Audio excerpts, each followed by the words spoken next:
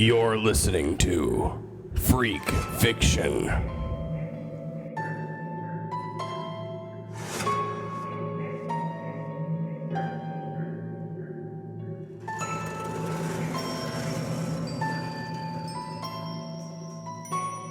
Welcome back, Freaklings.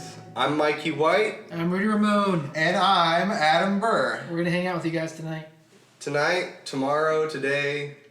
For the rest of your lives. For the rest of your lives. In your grave. If you're willing. Yeah. Welcome to another episode of Freak Fiction. So, how was everybody's week? I guess we'll start with me. It was good. I got to rewatch some movies, and I got to watch some brand new movies that I haven't seen. I rewatched Westworld. Awesome. Westworld? Yeah. Yes. And it's funny because I remembered it. When I was younger, I was like, if I remember correctly, I have to fucking Google it. But Westworld came out before Terminator and all that, right? Mm-hmm. And I saw, because again, watching movies and so forth. Terminator was out because Terminator 2 came out when I was young, so obviously all the originals were out. And I remember watching very vividly Westworld and being terrified of Yul Brynner as the gunslinger and coming after and just being relentless, and that face, and then removing, getting burned, and then removing the face so you can see the robotics underneath and so on and so forth. And I was just terrified. And to me, it just ingrained into my subconscious that that's how a emotionless robot acts and looks and feels. And then I noticed later on, when we watched it, this was a while ago, that Yul Brynner actually, and Arnold Schwarzenegger and Robert Patrick, pretty much everyone who plays a Terminator, kind of shares the same features as Yul Brynner. Huh. Yeah, except, they have hair and he didn't. Yeah. And just by proxy, I realized after I realized that, is that my brother, one of my older brothers, the one who kind of, picked on me the most and, in a terrible ways, the one who I liked the least, he actually looks kind of like a pudgier Yul Brynner. And growing up, he kind of had, Schwarzenegger Terminator 2 hair.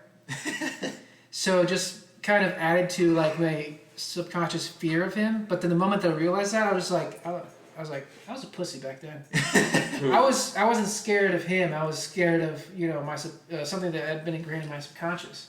Well, what you don't know is that your entire family was really robots, and there's that explained me, actually. Continue, sorry. That was okay, it for that cool. tangent. And, I rewatched that. For the first time, this is kind of Halloween-y, but besides, happy October, Freaklings. It's our time to shine. It's the time for Halloween. My favorite time of year. Everybody's favorite time of year. It's when it starts getting a little cooler outside. Yep. Yeah. It starts getting a little lonelier. Yeah. Way lonelier. No. And it's basically when people start doing shit that I do year round, just watching horror movies and doing freaky shit all day. But it's culturally acceptable now. Yeah. Yeah, my sister, in the month of October, she watches, a different horror movie every single night. I mean, I do that, all year round. 30 thing, yeah. That's why I love October, though. It's just horror month. Yeah. What I thought would be a great thing to start off with is we went to Quizzy's last week after we filmed episode 4. Mm-hmm. Hell yeah. And Quizzy himself donated something to the podcast here. It's these RoboCop's Tops. RoboCop 2. RoboCop 2 Tops cards. It's 9 cards, 1 sticker, and 1 stick of bubblegum. Yeah, This is from 1988. It's from the movie's initial release, man. And we promised Mr. Quizzy himself that we would eat the gum on the podcast. So everybody listen to the unwrapping. 3, 2... Oh, yes. We're going to unwrap our... Oh, There's wow. the sound of asbestos. Oh, look at this. Look at that piece of gum. It's just bare gum. It's not wrapped. Well, let's look at our cards here. Okay, cool. Yeah, before we suffer. I got kind of a puzzle piece of... I see got a little bit of his Batman's cap. RoboCop means business. You can't be serious. My God, I got the bad cop getting kicked by RoboCop. It says bad cop. Electrical It looks like courage. it's just a bunch of different little trading cards with quotes or descriptions on them. Oh, I found a storyboard. That's cool. And then it comes with this piece of gum. Yeah, like many promotional things did that. So this gum is probably at least 20 years old. No, older. It has to be at least 30 years old.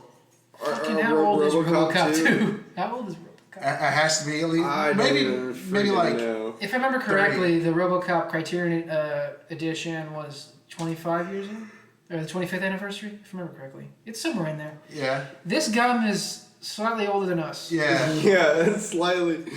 Oh I'm man, afraid. I'm kind of scared too. 1 second, let me get this out so we can take video of it. There's not very many people I would do this for, but Quizzy has an exception. Okay, you guys ready to roll? Everyone's gonna take a Oh, bite. dude, I wouldn't eat that part. Oh my gosh, Part there's of something Adam- nasty on it. Oh, that's the adhesive.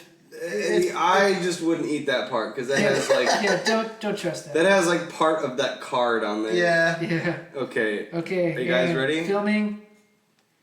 And let's roll. 1, 2, 3. 3. Oh man. Oh, It's not even chewy anymore. oh god. It's like Oh bubblegum my glass. God. We're just chewing on chalk right now. This tastes like somebody's garage. Oh. It's turned to powder in my mouth. Taste the powder. I'm gonna It swallow tastes it. kind of bubblegummy. We're not supposed to swallow. Track 7 years. Digestive tract 7 years. Don't swallow. Well, it's like 20 years old, so it might take a little longer. Oh. Oh my god, dude, that tastes like somebody's garage, for real. You already said that joke. I know, I just had to repeat it because... It's the truth. I need to spit it out. Dude, Please spit it just out go if spit you it out in need the to. sink Go do your thing, and Adam. just wash it out. Adam can't care. take it. He's shaking his little hands like a scared T-Rex. Oh my god. What did we just do? Fuck you, Quizzy. We just have pure asbestos in our bodies now. That literally tastes like if you were to grab a piece of cardboard off of somebody's box in their attic and eat it. Damn, that doesn't taste gummy at all anymore. That wasn't even close to gum. Oh my. It was like powdered death. If I get sick, I'm gonna sue that motherfucker. No, I'm just kidding. No. I wouldn't Like, do give that. him free shit. Just give me some free comics, and then I'll be That's cool with that. All of them for the rest of our notes. We need to. I want to That's figure out how disgusting. old this shit is actually. Yeah, look for the fucking inception date on Either late 80s, early 90s.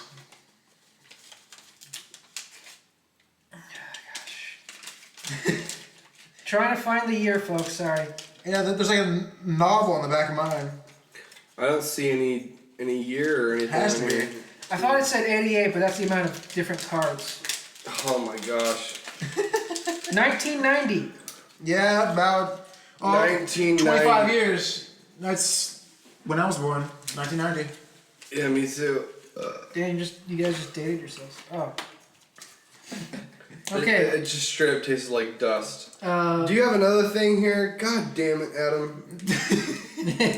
I'm not eating the gum out of this. I'm not shit. eating the gum out of this one either. Yeah. They're like These are dinosaurs attack cards. yeah, they're kind of like a tribute they did. to 5 Mars cards, Attacks. 1 sticker, 1 stick bubble gum. Not as much as the. I mean, this stuff was so cool growing up. These are also too. tops, yeah. It's because you were able to get like, oh, I've got all these cool trading cards, but I Yeah. also have a piece of candy. Yeah. These are going to be more satisfying because they're more brutal. They're very, very graphic. I got a brontosaurus eating someone. That's a fucking herbivore. What the hell? Yeah, this one Well, also smells in like. the storyline, in the cards, storyline. there's a storyline. Do you want to keep all these? You guys can keep them. I have a couple years ago. I bought an entire display case full of them Oh, really? for like Oh, $10. damn. So I had like thousands of these. You probably just ate like a $10,000 worth of shit, probably. I like how these the- are really cheap. I really like how the back of the cards kind of look like an old newspaper posting. Yeah. Dude, these are pretty much the exact format of Mars Attacks cards. Well, that's what it was. It was a tribute they did in 1988, Okay. but they kind of did their own spin-off of it. Well, But yeah, was he it- said like in the backstory, like the story. Yeah, there's the backstory. The reason like the herbivores and shit are eating people is because all the dinosaurs are possessed by Dino Satan. It's basically Dino Satan. You might even get that What? card. It's called the Supreme Evil. I got a brontosaurus here too that looks like it's a sticker. Oh, yep. It is a sticker. Dude. But look at that. That's the Supreme Evil's hand. Grip of horror. Yeah, that's cool. Take some pictures. These are really cool just to look at too. I mean, There's a lot of images of children being eaten in these too. oh Yeah. my god. They're really brutal. Guys, I'm taking one for the team. I'm going to compare this gum to the RoboCop gum. Are you really gonna eat that? Okay, Rudy is about to eat the other This piece is of even gum. older than the RoboCop gum. Yeah, this is like Really? Yeah, it's 2 years older. Watch it taste better, though. I don't know. It kind of looks better. 1988, dude. Okay, yeah, this is definitely... That gum I'm is taking one for the team, okay? 27 years old pieces of gum. This is just to give Quizzy the ultimate laugh. Yeah, I don't. Right now, he's probably This at is the more. peak. This is more entertaining for him than anybody else because he Probably. knows like. Probably. Okay, here we go. 3, 2... Ah! It's worse! The crunch is Oh worse. my god, that's so It's awful. like you take a piece of. It's like you bit to somebody's finger. Is it bad? It's worse. No, go spit it out, man. Oh god. Well, if you haven't already, you need to go to Quizzy's. They're on Main Street, kind of towards the end of Main Street, a little closer to 71st. They have everything between comics, collectibles, even antique furniture, Halloween decorations. I mean, you can't throw a stone in there without trying to hit something you like. I had my first visit there just Yeah, last week. Adam went and there it was for his- badass. This Very is first part of time. Adam's week, yeah. Come on. Yeah, Adam. So tell us about your all your fun finds and stuff at Quizzy's. Well, I went to Quizzy's the first time, I think about probably last week. Wasn't it last week? I'm pretty Yeah, sure. it was that last week, that was dude. last episode. The week flies. We Weeks just fly finished recording by. last week's episode, then we headed to Quizzy. I know. Okay, keep But going. like, because of my work, time flies so fast. I lose track of Same. like the days and shit. But like, it's amazing. They have like all sorts of like comics and old video games, like action Old- figures and shit. Old like toys that you would have gotten a Happy Meal when you were 10 Yeah. years old. But like, I just like ransacked their comic section. I bought like $50 or $60 worth of comics. Yeah.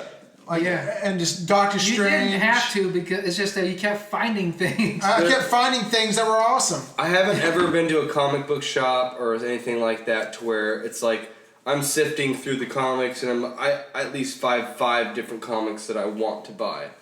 Like I bought like Doctor Strange comics like from the 80s and 70s. I bought like old Spider-Man like holographic covers. Those are the best. I bought like War Machine. The War Machine comic was badass. They were all pretty badass. And then I bought like really obscure shit too, like stuff about, like witchcraft comics and like comics about voodoo. Yeah. And like all kinds of horror, occult I related had shit. my eye on those voodoo ones. I actually hid them, but you found That was them. actually pretty cool. Like even like the DC the Witching Hour one was badass because it's sort of like Tales from the Crypt. It's like an anthology. Like Sweet. there are like 4 or 5 stories in that one comic. Creepy silence. Yeah, we heard a noise. Keep going though. Keep But going. yeah, I trying to remember what all I had. I got War Machine. I got the Witching Hour. I got I got Sandman. I got one of was it Neil Gaiman? Neil Neil Gaiman. Gaiman, yeah, Sandman. That was I haven't read Again, that one something yet. else I had my eye on that you found. So what? Something else I had my eye on that you found. It was funny because I was watching Rudy and Adam both kind of fight over comic books because I was like, because Hold on. I found a bunch of the Cadillac versus dinosaurs, Yeah. I've been or looking for Cadillac since I and was like dinosaurs, fucking 7. and I was like showing that, and Rudy and Adam both were like, I want it.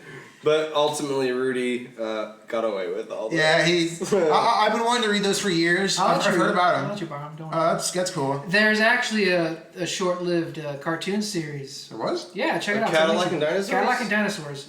And I found it whenever I was actually specifically looking for it on YouTube. Was it just a pilot, or was it like? No, it's at least 12 episodes, if I remember correctly. Oh shit! I have to go rewatch them. Now you said one of the comics that I have was one that you wanted.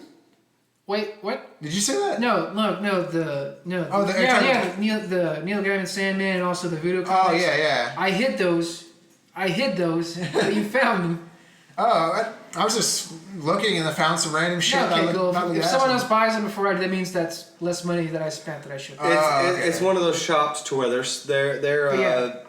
it may be small, but the opportunities. Yeah, they have so much cool shit there. Endless. Yeah. Like I was telling my younger brother earlier that they had this whole bin of old McDonald's and stuffed toys that just shot me back to where like being a kid again, to where it's like there's all these little toys and stuff I used to have growing up. Yeah. And it just, there's so much nostalgia and stuff every time I walk into that shop. Also, speaking of, that's how I found out about Cadillacs and Dinosaurs, because if I remember correctly, they had a McDonald's toy promotion. For Cadillacs and Dinosaurs? Yeah, and you got a little dinosaur toy, or Cadillac toy, or, I don't remember that. Dinosaur. And also, you got like a little tiny copy of the first issue of Cadillacs and Dinosaurs comic. That's badass. Because it started off as a comic.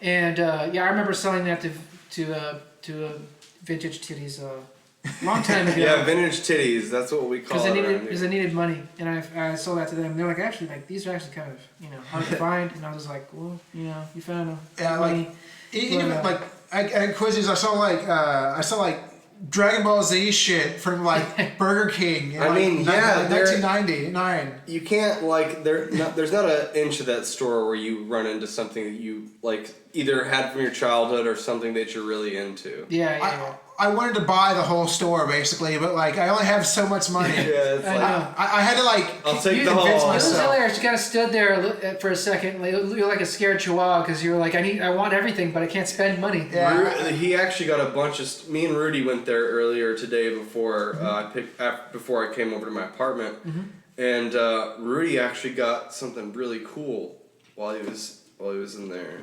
Yes, I got exclusive DVD of Night of the Living Dead, which has the exclusive documentary in it. Yeah, I haven't seen That's it. badass. Yeah, I just got it today. I haven't really looked at it, so I have no idea what else is on there. Because I already have the 40th anniversary edition. Yeah. Regardless, Yeah. you need to go to Quizzies. You need to check out all the awesome stuff they have. Relive your childhood. Build your collection.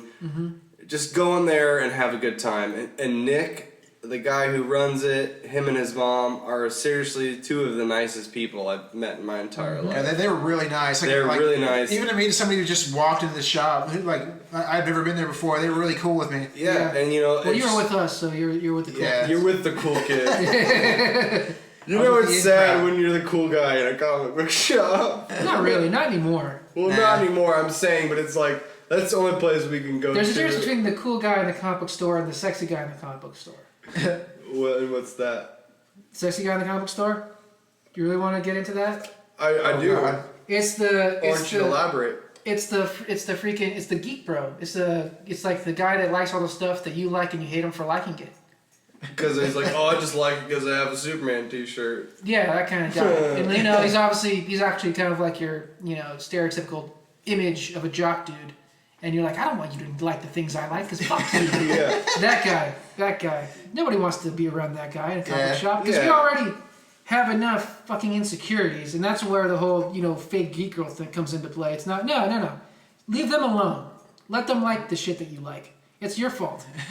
You be nicer. You be more open. Regardless, just go to Quizzies. Yeah, but I mean, enjoy yourself. I'm going to step off my soapbox for a second. Spend lots of money, because you're gonna want to spend a lot of money when you get in there. I basically just wanna like have them like add a room on and just so I can live in it. And like I can just walk out. It's Quizzies. Yeah. Dude, they got a lot of backspace, but that's They've full got of stuff that and they're... I live back there. I'd read the stuff. The really cool thing about that store too is it's not just comic books and collectibles and toys. Yeah, it's like antiques and shit They have too. antique furniture. They have old collectible stuff for people Also who some maybe. repurposed furniture. They had a badass Coke machine there. So you can bring your mom or your grandma or Like your. 15 people are trying to buy that Coke machine, but don't ever show up for it. I know, and it's a fully functioning old like 1940s, 50s. 40, 50, 60s. From the around. decor, I'm going to say like 1965. Yeah. An old Coca-Cola machine. And I could be it wrong, works also. perfectly. It would go great in your garage or your shop. Yeah, Um, for your man cave. Yeah, for your man cave, yeah. yeah, Or woman Quizzy, cave, lady cave. Quizzy gave me free cards. Yeah, yeah. and then those cards and that 25-year-old gum we just ate. Yeah. Was Quizzy donated that to us just to... Whenever you were about to check out, you noticed the RoboCop cards, and he's like, oh, these are cool. And he's like, oh, you can just have that because you already spent like Well, no, he was $60. originally going to, because I was buying so much, he was originally going to add that on for free. Yeah. Or no, he was going to add it, but like, I don't know, like, I think he just decided to just throw him in. I think there was going to try to sell him to me or something. I don't know. No, he gave him to you pretty much. He's like, you spent enough money. Okay. Yeah, that's what he said, yeah. And he was actually asking about you today, too. He's like, where's Adam? I'm like, oh, he's at work. He's at work. How's that work? Yeah. Being miserable? Yeah. Yeah. And then later on, whenever we said, it's like, we should have Adam try the gum on the podcast. He's like, no, you guys can come back and you can get 2 more. So all 3 of you can try. So, Rudy went up there and he gave him 2 more of the RoboCop gums. Yeah. But you guys want to move on to my week? This is your week. Well, like, this is all your was week. kind of us going on a tangent about our love for Quizzies. Okay, well then, we just need to get people to go there. Yeah, we go to Quizzies right now. Yeah. Learn it, live it, love it. Skip school, skip work, go to Quizzies. Yeah, put this on your podcast and listen to this on your way to Quizzies. You drop your crack rocks, you spend your money on comics, and it'll save your life. Yeah. Or meth, because we're in Oklahoma. Yeah, quit the meth and heroin and all that. And go buy comics instead. Stop making irresponsible choices and make less irresponsible choices. Yeah. Okay, Adam, your week, buddy. But yeah, yesterday I saw a movie at the Warren Theater. That place is so amazing. That's another place I just kind of want to live inside. If they had like an empty I haven't been storage there. I room. really want to check it out because it's. Have you? It's cool. You're not very big on video games. No, not really. You know what Fallout is? Yeah, I know Fallout. Yeah. And like Bioshock, Yeah, like yeah. it has that look. It's like that Art Deco, like 1950s, 40s, 50s style, and it's all like neon and big ass like weird paintings of like Greek gods and Awesome. weird shit. It's badass. Like Yeah, when I saw that someone posted a page about like this is opening, it's gonna be awesome, and you can drink and blah blah blah blah, and I was like, oh, I'd totally go. you can get like a steak dinner there, and they'll have like waiters serve it to you. Like you need to spend more money at a movie because you could Hey, for one movie ticket you could buy the actual movie on. You can DVD get or the Blu-ray. ultimate movie experience Yeah, that's for a you're a true relatively film- reasonable price. if you're a true film geek, yeah, that's what you're gonna do. Well, like I saw the Green Inferno with my friend Gary because he's Green back. Inferno, awesome. It's a new Eli Love Roth Eli movie, Roth, yeah. and my friend Gary was he's in town for a week, and he's like, "Hey, Adam, you want to see a movie?"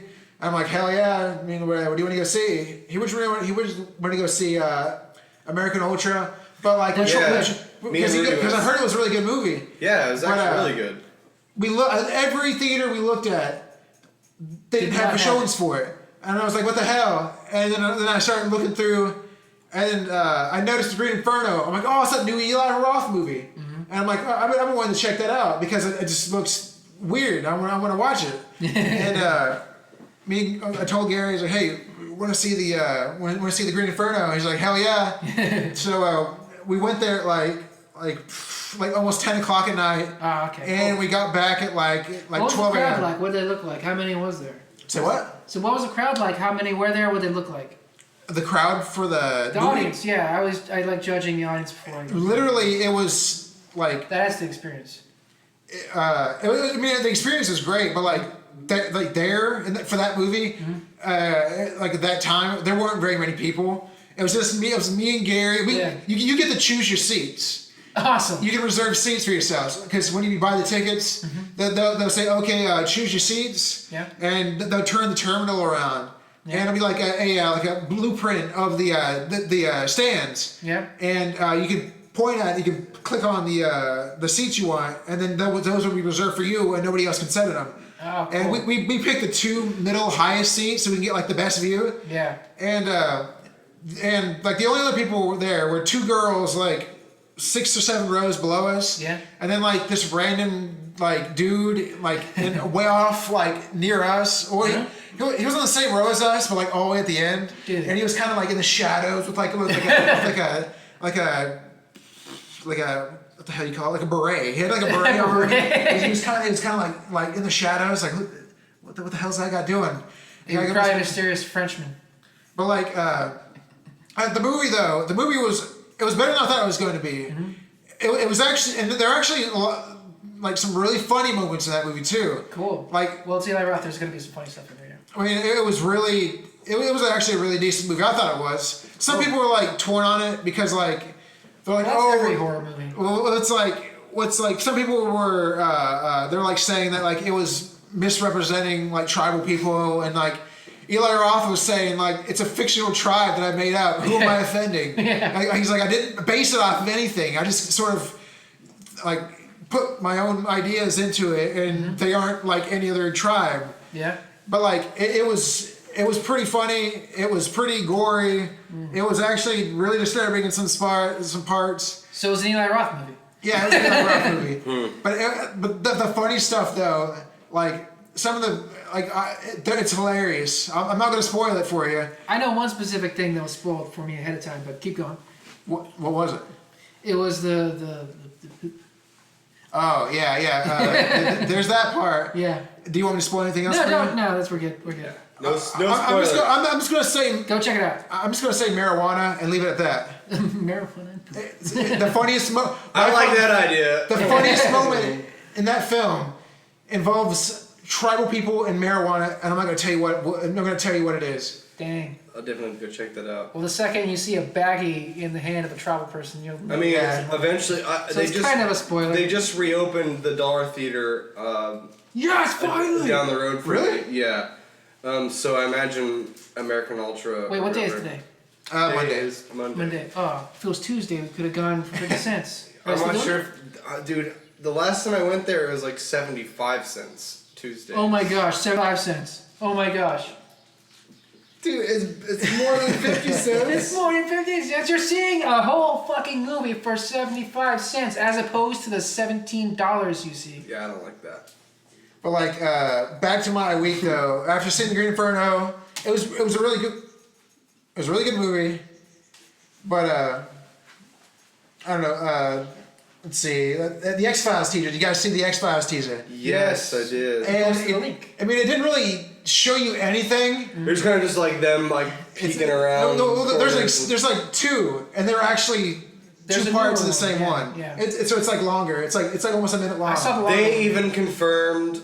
I'm not sure if this is just a rumor or whatever, but the cigarette smoking. Yeah. is At coming the end back. of it, you see him. He's like, I can't remember what the hell he says, but like he says something really ominous to them, and you see like this hand go down, and there's like a cigarette in his hand. Dude, you know that there was an episode of the X-Files, and it was called "The Musings of the Cigarette Smoking Man," and it went back and kind of showed like the history of that guy and like how he.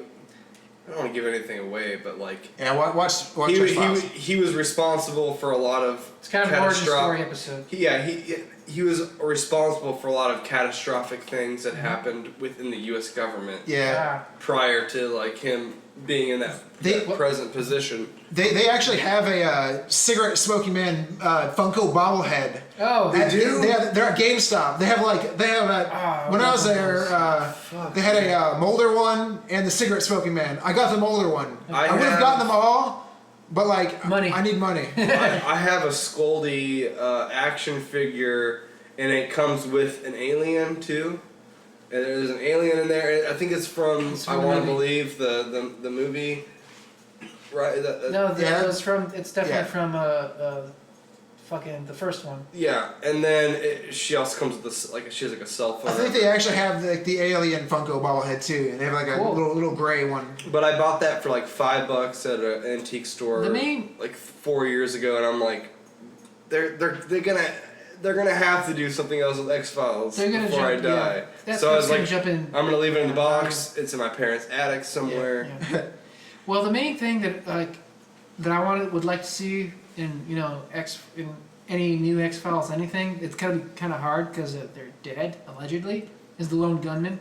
Oh yeah. I'd love to see the Lone Gunman. Because they did a short little series. Yeah, I got that on DVD. Yeah. Which accidentally predicted 9/11, like many other things that accidentally predicted 9/11. Yeah, I mean, if anything, it's like even if some of those guys aren't alive, if they were to kind of. All three of them are dead technically in the movie. Yeah. Or the show. Well, I mean, like if they were gonna reboot that. I don't know. It would have to be some kind of crazy like cloning shit. If they were to or something. reboot that, it would have been like they would have had to done it right after X-Files. Maybe show like the X-Files prequel with the lone gunman, like how they kind of got into like the paranormal things. Because now they probably all look.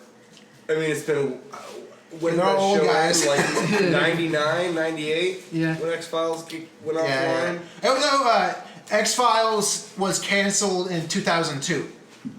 Because they actually say in the trailer, Mulder says it's the X-Files were officially closed in 2002. Yeah. And then he says, but I'm reopening them. Blah blah blah.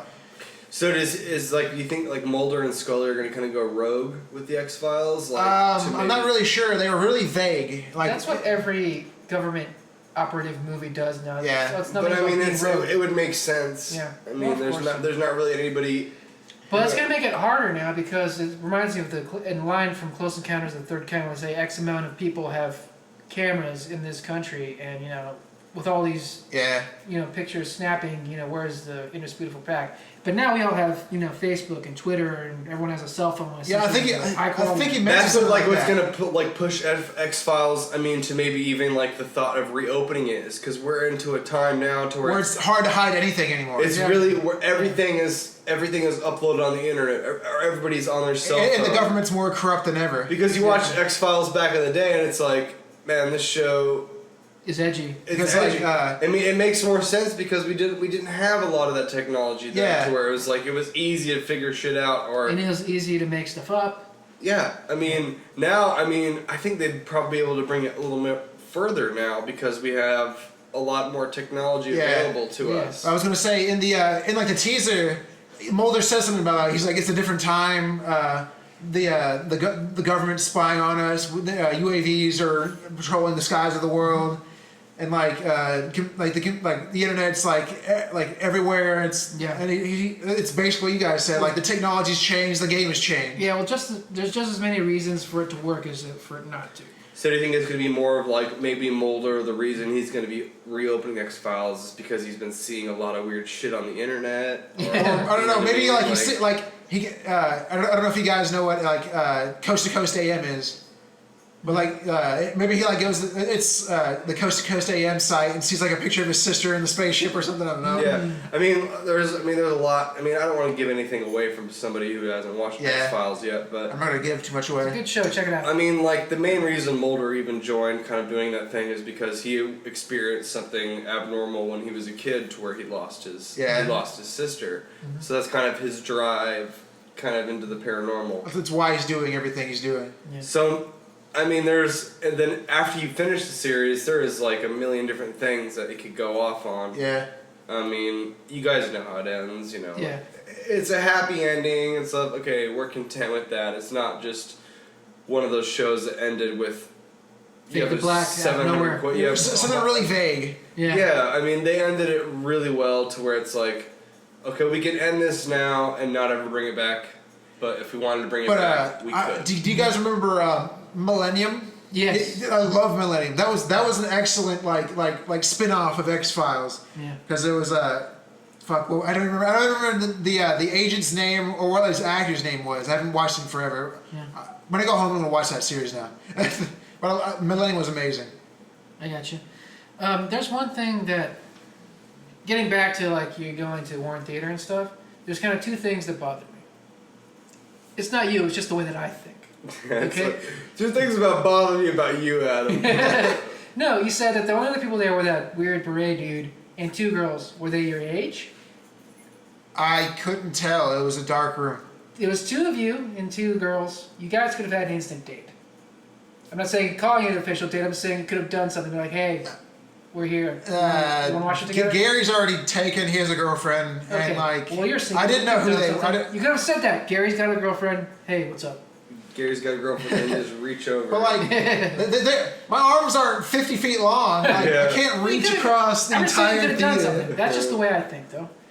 But number two, you guys, you didn't see American Ultra, because freaking the Green Girl is going to be seen anyway, right? American Ultra. I mean, in the it has its cheesy parts, but once it gets really into the story, is when it's like, it's fucking Yeah. It's so good throughout. Me and the whole Mikey thing. specifically went to see it, and we couldn't find it in really any theaters until like a month after it came out, and finally it was at a theater that we could watch it at. And again, we were like the only people in there. We really were. There was like me, Rudy, maybe like 4 other people. I noticed that Scattered. there was an old couple, Yeah.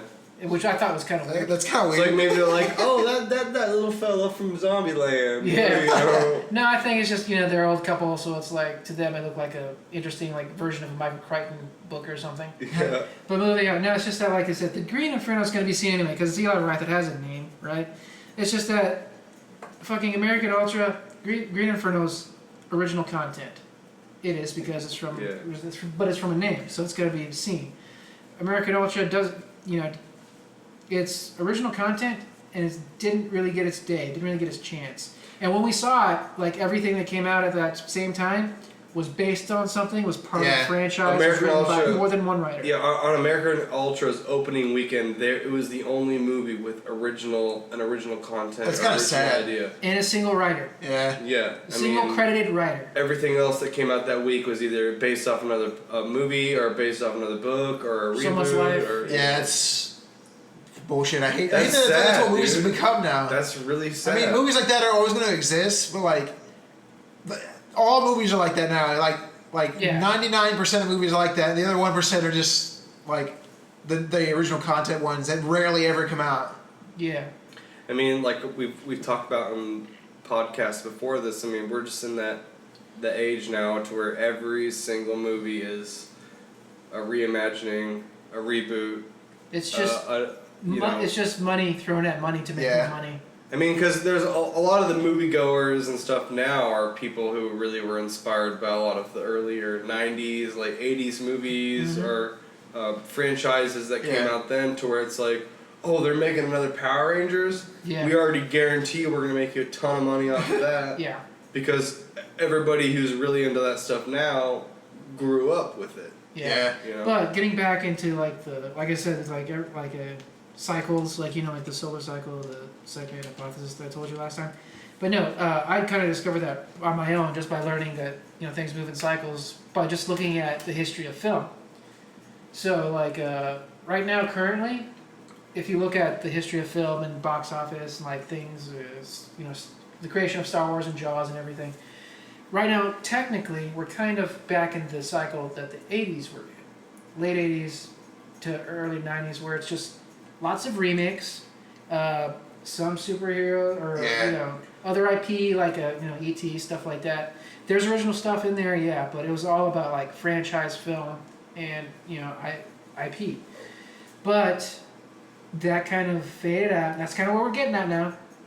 And then came the rise of the new stuff, the new shit, the indie auteurs, like Quentin Tarantino, Kevin Smith, and all that.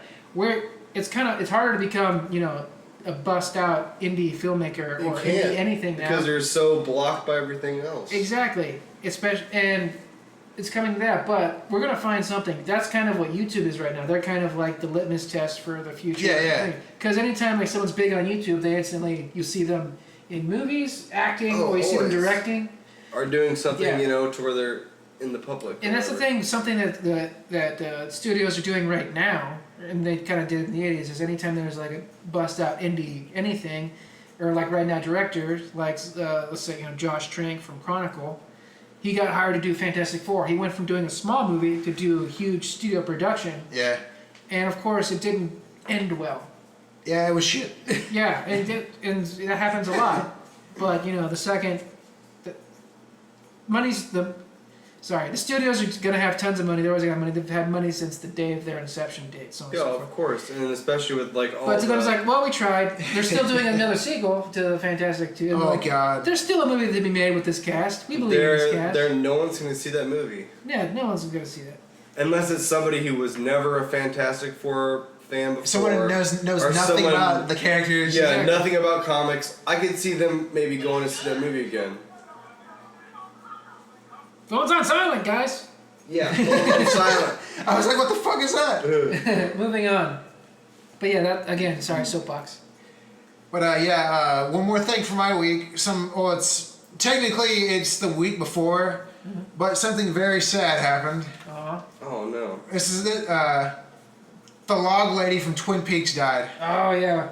Oh yeah, I saw you. That's post really that like hits me hard. It's like her intros for Twin Peaks like set the mood for like because they used to air them on TV. Yeah. And there was I don't remember which channel it was, but some channel they would modify the episodes with intros done by the log lady to like set the mood. Yeah. And they were always just amazing, and I'm just really sad. Like let's. And since they were doing that Yeah, series too. That's another thing. It's hard to find anything with like a good original, like solid tone. Everything's so like freaking diluted for mass appeal. Yeah. And so many like producers and so on and so forth have their fingers just finger banging the product that there's like no consistent tone. It's just because we live in the age of technology now, to where it's like everybody's like, what the hell is a television? Like, Yeah. you know, everybody spends 99% of their time online or on Yeah. Facebook or whatever. They're always I mean, connected. And they're not paying for shit. And then everybody gets interested in one certain thing, whether you're Everybody not. loves Kick-Ass and Scott Pilgrim, but no one really went to see those movies. They made enough on DVD for Kick-Ass to make a sequel, and no one really saw Kick-Ass 2.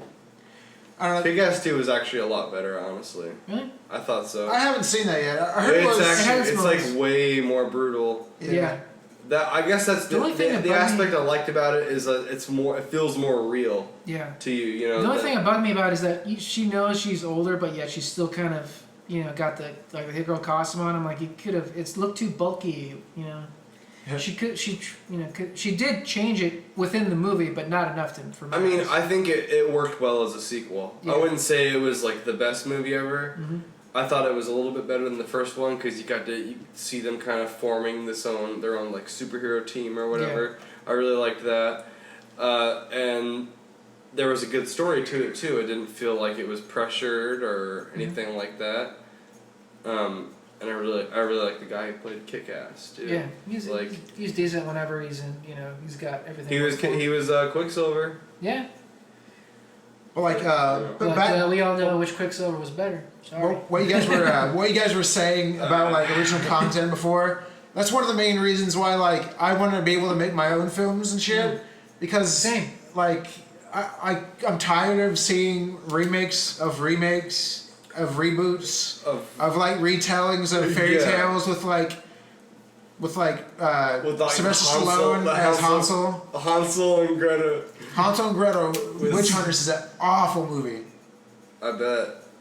It's terrible. When I saw the trailers, I was like, "This is a terrible idea." My brother and my mom were watching it one day. I'm like on demand on Cox, and I'm like, "This is stupid," and I walked out. And usually anything to do with witches and stuff, like I'm like, "Oh, I'm gonna watch that," but like this is awful. I'm like, "This is stupid." They spend so much money on like production value, they don't even Yeah. really get the chance to like hire anybody decent to write the thing or Yeah.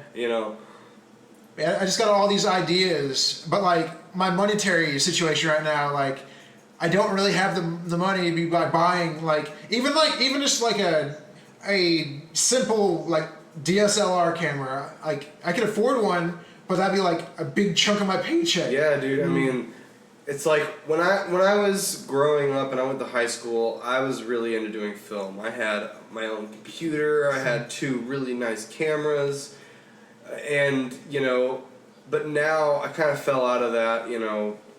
You're younger, you get into stupid things, and you spend money that you don't have, but now when you I still do that. yeah. Well, I'm saying I spend it on things I shouldn't have been buying. I'll just say that. But now, like wanting to get back into it, everything is so advanced and so freaking expensive. Yeah. See, I shot a wedding a couple weekends ago with a friend who owns his own little film company in Florida, and he came out here to shoot it. And he was showing me all of his equipment and all of his stuff, and he's like, everybody has these drones now to where they're doing the over the top shots with they're Yeah. flying in the air. They're making your wedding video more filmic. Yeah, and then like he's showing me one of his lenses, and man, that thing was probably like 6 inches long. Holy shit. And he was like $1,300. Oh my god. Damn, I'm like, for a lens. and he's like, if you want to get a decent camera now, you're gonna have to spend a couple. But like And not have a car. I like exactly. It's like, might as But well. like right now, like one of my like big, they're like one of my big influences right now. Like the guys from Thack, Troy Has a Camera. They did like the Marble Hornets series that you're supposed to be watching. I know. I watched that very first one with like the Slenderman thing. You need to. It's really good. There's a lot I have of things. the DVDs right there. We'll watch it. It's original content for the most part, and it's everything they do is well researched. Like, all the real life shit they do is like well researched. And there's like all kinds of like hidden symbolism and stuff. You don't catch the first try, and you kind of have to analyze the video. Cool. And the entire video is like a puzzle, and then it unlocks like mysteries that were going on in like previous videos. That's another thing. Other people, they want everything explained to them. They Marble Hornets didn't do that. Because we're adapting to a different crowd now, to where it's like everybody watches like these kind of movies now. This is a YouTube series. It's only like 5 years old. Yeah. But it was great. Like, it was one of the best things I've ever seen on YouTube. One of the best like short is. I don't want to say it's a short film. It's YouTube is also like 5 years old now. Yeah, well, yeah. So yeah. But like, actually, it was like 2000. Really? Oh, yeah. 2008, 2009, whenever they started this. Keep going, yeah. But but Marble Hornets was so good, and they did it with no money. Like, they start off with no money. It's just they were on a. Do you guys know what Something Awful Forums is? No. Yeah, it's a forum, sort of, kind of like Reddit or something. Cool. I don't really do very many forums anymore, but like they had like a section on Something Awful that was create your own paranormal creature. Oh, cool. And then somebody else created Slender Man. Oh yeah. And the guys from Thack who are frequently visiting the site, they're like, oh, that sounds like a good idea. And then he goes, well, some people have already made like Photoshop pictures of the creature, like in like actual photos. Yeah. And then like people have done like fan fiction storylines, like text storylines, like on websites and stuff. But no one's really did video yet of it, like an actual like short film of it. Yeah. So he called up one of his friends and said, "Hey, you want to make this thing with me?" He's like, "Sure, why not?" Because they didn't really have anything else to do, and they didn't want they're both in college, and they didn't really want to get jobs. So like, yeah, I don't really want to get jobs. Let's do this all summer. That's funny. So, but yeah, it's amazing. If you guys ever want to watch it, it's just Marble Hornets, and there's a follow. There's a follow up series. There's a sort of a spin-off. It's Clear Lakes 44, and it started a few months ago. They're on. They released like they're on the fifth like. In Marble Hornets they were entries because it was found footage, but in this one it's broadcast because it's kind of like security camera footage, but it's weird because the security camera is seemingly omnipotent. It can like do things that are impossible, and people don't see the camera. They're obviously being filmed. But the camera is like intangible. They can't see what's spying on them. Oh, that's cool. There's obviously some sort of paranormal element to it, but they're slowly like releasing like this. Like each episode slowly like they're getting longer, and they're just divulging a little bit more here and there. Like they didn't have dialogue in the broadcast for Clear Lakes until like this past episode entry. No wait, they're on entry 7. They're just on entry 7 now because that was a few days ago they released that. But entry 7 was the first one with dialogue, and that was like groundbreaking thing on that Clear Lakes because they were all silent for the most part, besides like television static and stuff, and like recording sounds. Yeah. But like you're just seeing things, but now you're actually like hearing people talk, and they're saying things relevant to mysteries that were going on in the other video. That's cool. I'm really excited to see how this series turns out. One of my friends suggested that whenever it was first coming out a while ago, because I remember watching the starting of the Slenderman video that you told about a little bit. And I'm like, oh, this is cool. Oh, this is getting kind of creepy, kind of scary. And then I just I didn't get back into it because life happened. Yeah, you need to get back into it though. Yeah. It's kind of hard. Like I started watching it maybe like at the end of the first season. There's 3 seasons of Marble Hornets. And they just did it. They divided it up like that just because it's easier to categorize and separate storylines and plan out and stuff. Yeah. But I started watching it near the end of the first season, and then I sort of just watched it from I watched one entry and like, oh, I need to rewatch it to figure out what the hell's going on. So I watched it from entry 0 all the way back to that one, and then I just watched them as they were uploading them. So it's like an alternate reality game, and like a lot of it too. There's a lot of puzzle solving and stuff. Because there's like other channels that pop up that are connected to that channel, but like no one knows who's running it, and they're like saying things relevant to like the plot, like they know what's going on. Okay, that's cool. That was long. Yeah, Sorry. That was long. Well, watch Marble Hornets. Real quick, we kind of cut off my week, but I'm just gonna since we're talking about original content and like horror movies and shit. Over the weekend, I finally got to see it because I wanted to see it since it first came out. It was called is this the right name? Burying the X. It stars Ashley Greene from Twilight and Anton Yelchin, my favorite go-to young guy, one of them, and the fat loud kid from Project X.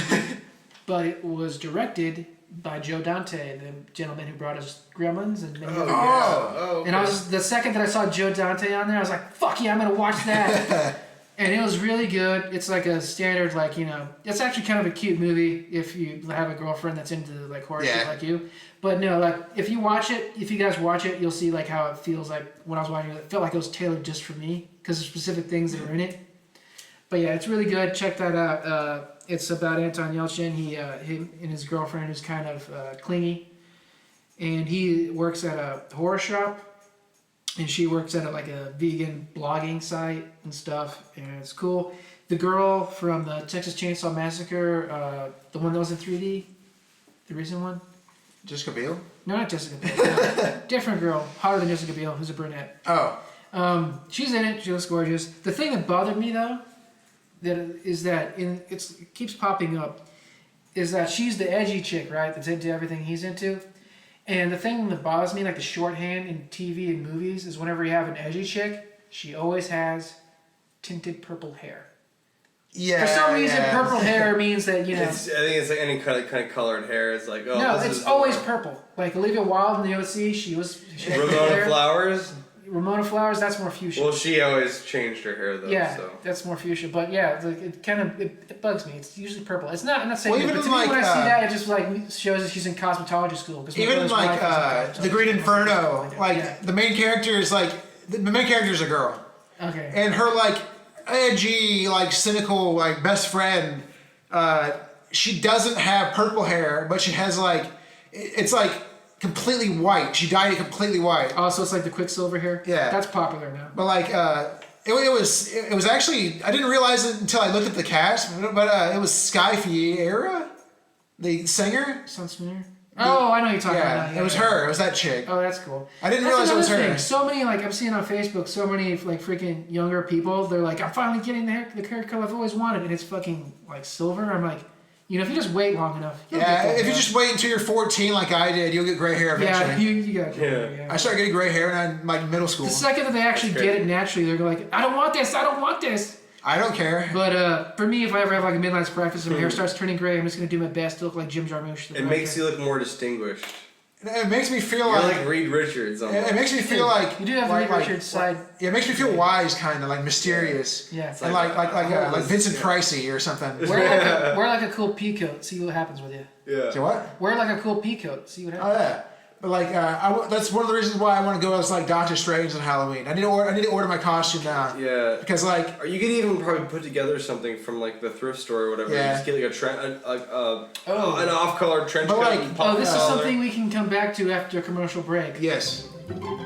Hey Freaklings, Mikey here. Are you a fanboy or girl with a comic book or collectible monkey on your back? Or do you need to buy your grandma a thoughtful gift for her birthday? Then Quizzies is the place for you in Broken Arrow on Main Street. Get lost in nostalgia and make some buddies along the way. Still not convinced? Then tune in to the CW on Saturday, October 10th at 6 p.m. on Explore Tulsa. You just gotta see it to believe it. Tell them the freaks sent you and watch them shake in their boots.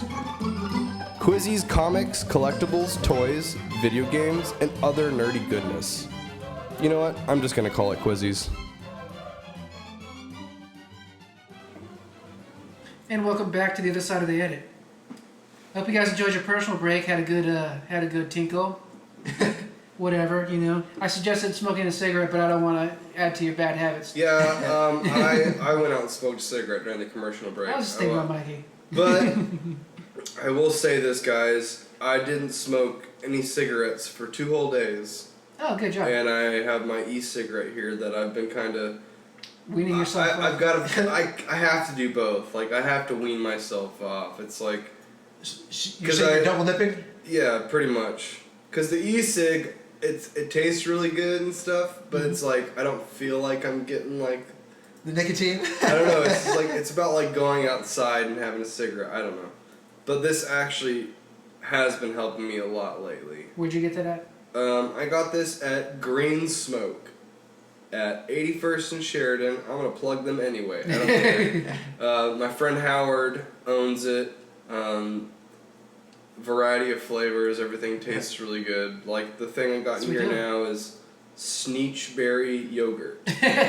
Sneechberry? It's like strawberry. Sounds like something Willy Wonka gets high off of. It's like strawberry peach yogurt. Oh, okay. That sounds tasty. It's really tasty, but it's like I just got to get out of the mindset of like I want a cigarette. Yeah. You know what I mean? It's like That's cool.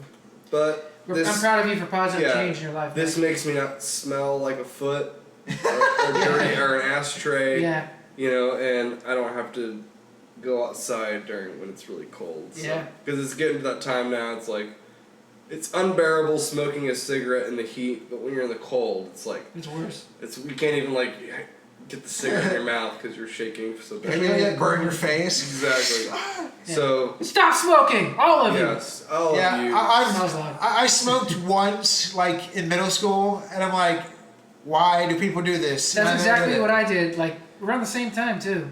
And roughly, I mean, this saves me a lot of money too. Yeah. I mean, you're not supposed to breathe smoke. Why are people doing this? Yeah, it's a bad habit that I caught on to at an early age. That's how they get you. It's like 4-year-old Mikey. It's like it wasn't that young. I mean, no, maybe 6. That reminds me. When I was like between the age of like 7 and 10, I forget, somewhere in there, I went over to one of my aunt's houses, and she lived like just a minute walk away from my house at one point in time. But I went there over day to watch cable when I didn't have any. And it was pretty funny. I went there over day, and she was a huge chain smoker, and so she was smoking. She was smoking all the time. And then one day, she actually finally quit. But whenever I went over there, I didn't. No, I didn't. It's not whenever I went over there, but I noticed whenever we got cable, because this is around the time that happened. We got cable illegally. We can say that now. Yeah. Whenever we got cable illegally, for some reason, I really wanted to go to my aunt's house. And I didn't put my finger on what it was, and then until later I'm like, oh, it's because she smoked cigarettes, and I was getting the contact smoky. God. And yeah, that happens. This is what happens. Oh my God, Mikey. That was from the e-cig. Yeah. I just hit it a little too. But yeah, my friend Chris, he's moved to like Arkansas now or something. Mm-hmm. But like whenever we used to go to his house. He was a chain smoker too. He'd be like, he'd puff one, then he'd puff another one, like immediately afterwards. I'm like, what? How are you not like just one big cancerous cell? There's just a sentient cancer. Yeah. See, I don't like smoking. It's a concept. Like the whole fact that like you smell like really bad. Like yeah. I mean, I couldn't come back from his house without smelling like an ashtray. You really need it all the time. But you look just so damn sexy doing it. Yeah, don't you? I actually had a girl tell me one time, like for some reason, sounds really weird, but like after I'd finish a cigarette and I'd flick it out with my finger, she thought it was sexy. That's funny. I was like, that's a really random thing to be like attracted to, like. Cancer. Flicking a Cancer cigarette. is sexy. No, well, guys do that too. We have like weird things that we find like. But I necessarily don't like smoking cigarettes, and I know that if I can't keep it up, it's just gonna be a little more worse for my health. So, and I want to meet a girl one day, and I don't want to. Yeah, that's one of my criteria. Whenever like a cigarette butt. Whenever I find a girl attractive, the second I find out she smokes, I'm like, nope, fuck it. Not getting into a relationship with that because I don't want to deal with that. I dated a girl even before. This is another chick that she wouldn't kiss me if I had smoked a cigarette like within like an hour or so. Oh, good then. So it's like I'd probably be the same way. Dating her and hanging out with her was actually, I didn't smoke really at all, and I didn't even care, you know? Good job. Because I was kind of really more focused on The vagina. on her. Well, yeah. You know. You know what I'm saying, though? It's Yeah. like, Yeah. You're I really just smoke now kind of like out of boredom or if I'm stressed out. It's like, but there's so many other things so that you're a make junkie me, for cigarettes, right? Yeah. Well, I wouldn't say a junkie. Well, they do things out of boredom, don't they? Yeah, well, I guess. Don't make me seem like some sort of criminal here. Rudy. No, I'm just Like pointing out. you I'm pointing out the cons of smoking and having any bad habit in general. he's like some addict. Like I have bad habits as well. But I admit that background. I already admitted that I have a problem and then I want to stop. And I'm proud of you for affecting positive change in your life. Yeah. Anytime someone's like that, I'm like, yes, go ahead. So Charlie Forth. I just don't. If I ever meet a girl, I just I don't want to smell like cigarettes anymore. I don't necessarily like spending $5 every couple days. You know, it's like.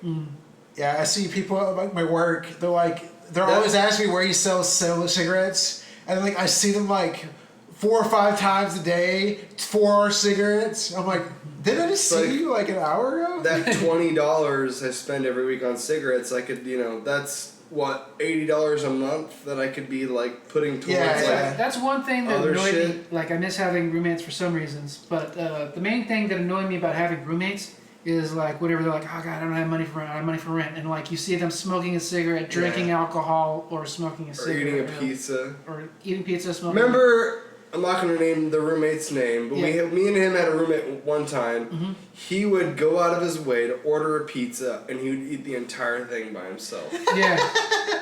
It's like, dude, you're living here with us. You know, none of us have money or food. Like, and he would just sit there on the couch while watching a movie and eat a pizza. Yeah. What a all to dick. himself, right? It's like at least like give your homies a slice. Yeah. But me and Rudy, we'd always go to anytime we'd get $5 or whatever, $5 extra that we're like, okay, we can use this for food. Me and Rudy would always go to Little Caesars just because, Awesome. and we would feed everybody in the apartment. Here's something about that, like, again, getting back to the effect of positive change in your life. I changed my diet a bit ago, and I started eating healthier. I cut out sugar and soda and a lot of things that I didn't eat in my diet, and I lost a lot of weight because of it. And like, it's good. I feel better, more energetic, and so on and so forth. I hadn't eaten Little Caesars pizza in like I don't know, like a year and a half, and I was babysitting my niece at my brother's house, and he ordered some pizza. I picked it up, and then I took a bite, and my face just cringed horribly. It was just like eating a pure wad of grease, and I was like, I don't even taste the cheese or the meat, or I'm just tasting a huge wad of grease. Because you got so used to eating like healthier stuff. Yeah, exactly. And I was just like, I don't want to fucking eat this again. I'm not going back to that. I've eaten better pizza, like healthier pizza, but like it's like ugh. Recently I cut back on tuna. Yeah. And you have your reasons why. Yeah, you have reasons. None of my I've been trying to make like positive life choices. Someone should send. Sorry to cut you off. Someone should send fan artwork of Adam as a cartoon tuna. Yeah. Keep going. I mean, awesome, but like Amelia, get on that right now. it's Hold on. Before you go any further, Amelia, if you're listening right now, I know you probably are. I want you to draw a picture of Adam as a tuna fish. And if you do this, I will love you with the power and force of 1,000 waterfalls. That's so romantic. Yeah, right? I wouldn't say romantic, but Okay, so good job. Do it, Amelia, right now. Like I was saying though, like it's like the positive choices that I've been making haven't really have anything to do with like my diet or like addictions, like because I don't really do any of that stuff. Yeah. I mean, I still eat like junk food sometimes, but like You got man. I've never been really like, I don't know. I'll eat a couple of pieces of pizza, and then I'm like, okay, I'm done, and I won't have pizza for like months. But like, it's mostly just me like coming out of my shell and talking to people. Mostly, it's just that's what I'm trying to work toward. Gotcha. Because like, hey, I can help you out with that, dude. It took me a long time, and I can fast track it. I'll be your Sherpa to extrovertiveness. Let's go to the club, guys. No, I'm just kidding. I can actually handle going. We to should the just club. break. I can't do that. I just can't. I can't do like what everybody like all the music everybody listens to now. Like the last time I went to a club was What do we talk about? in last time, downtown Mikey? Tulsa. Just be open to shit. But you be can't. open. I can't have a conversation with somebody at a club. It's You're not like, about having a conversation. Hey, how are you? It's not about having a conversation. It's about just getting down and possibly getting down. I don't want to get down with any of these freaking people. Oh, God. I want to go somewhere, maybe like a nice coffee shop where some beatnik is. It just reminds me of 22 Jump Street whenever like Channing Tatum's having the super hard party, and then over here Jonah Hill, he's just hanging out drinking wine with hipster people. Well, like That's your fun. Everyone It's has like their own fun. I would just like to be somewhere to maybe it's like. I think a con would probably be my like. A best comic time. convention? Yeah, I think that would be like the. I've actually funnest time never I could been have. to a comic convention. I've been wanting to do that for a while. I haven't like. Wizard Never- World's coming up. Yeah. Wizard World's coming up soon. Quizzies, Oh, yeah. who's Like, a big old a sponsor of us, a really good friend of ours. He is going to be at a collector's con in sometime in December. It's a 100% free con. It's a they're collector's. They're going to be giving away door prizes. There's a lot more to come. We'll inform you when we get more information. Yeah, But you just informed us about it, so. look it up. It's a collector's con. Excuse me. It's somewhere here in Tulsa. But yeah, you get prepared for that. But like you guys were talking about like hating clubs. I was just imagining like I thought it would be funny if like in the recording you could hear like us in a car and then like the club music gets louder and louder. We're talking about how we hate going to the clubs and shit. And we Do you just, want to hear some quick tips real quick? Oh, sorry, I just kicked the table. It's probably loud. It's cool. I didn't hear anything. Okay. Okay. We're good. Do you guys want to hear some quick tips real quick? Quick tips on what? For making time at a club.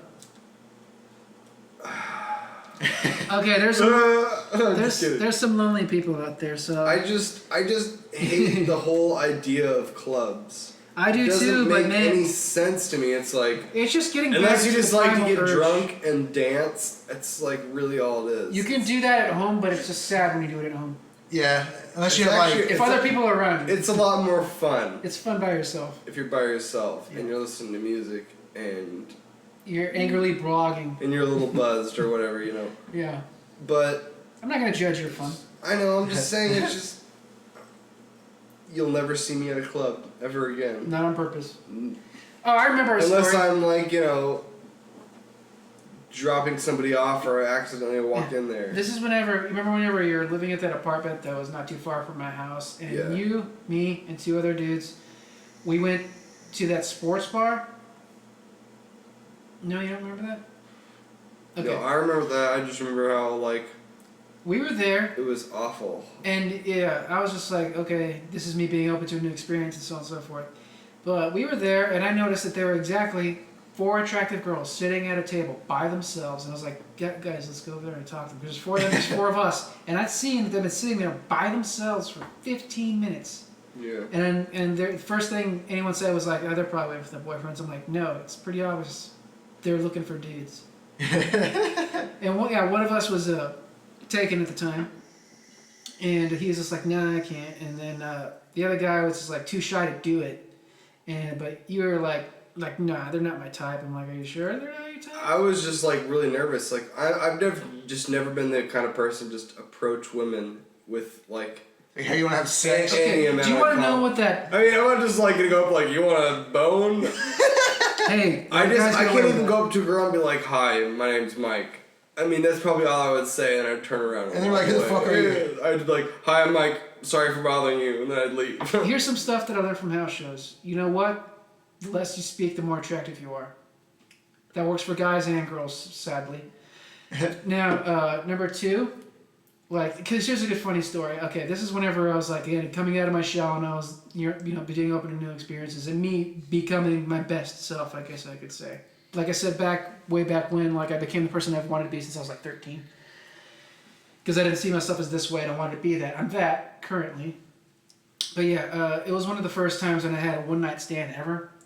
And here's a side story. The fastest, I didn't time myself, I just felt it the fastest that I ever, got to go to bed, 3 minutes.